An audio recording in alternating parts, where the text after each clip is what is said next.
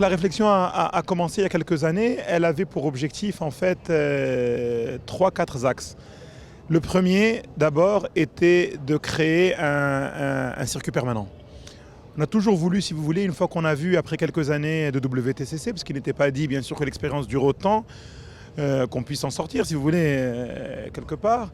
Une fois que l'expérience avait commencé à durer et prendre ses marques, il fallait réfléchir à une deuxième phase, en fait, comme toutes les histoires. Cette deuxième phase, elle voulait en fait répondre à des critiques du public. L'organisation doit s'adapter un petit peu à la nouveauté, c'est-à-dire pouvoir faire face aux demandes de la FIA et d'Eurosport. D'un point de vue animation, c'est vrai que chaque année on apporte de nouvelles choses. Aujourd'hui, il y a 219 entreprises sous-traitantes qui s'activent autour du circuit. Et il y a environ 4400 personnes qui, de près ou de loin, directement ou indirectement, ont nettoyé, installé, branché, câblé, monté, démonté, etc.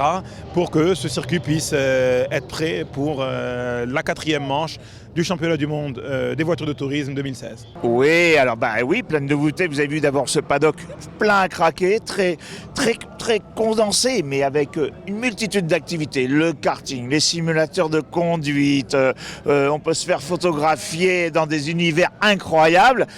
Bon, ça, c'est l'aspect public, c'est l'aspect fête, parce qu'on veut que ça soit une fête grand public. C'est réservé des 7 à 77 ans, on va dire. Voilà.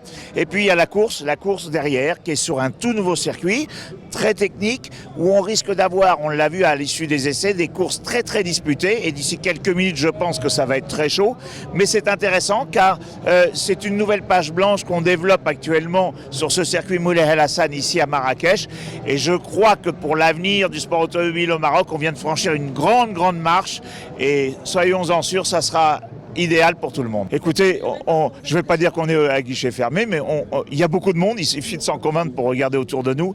Donc oui, et il y a encore des gens qui arrivent, donc je sais que ça va être une belle fête du sport automobile aujourd'hui et que franchement, il y en a pour tous les goûts. On n'est pas obligé d'être passionné à fond de sport mécanique, on peut simplement aimer venir faire la fête au sein du Grand Prix, aller faire du karting, aller faire plein de choses différentes et puis regarder aussi les voitures, car les voitures passent au milieu du paddock maintenant.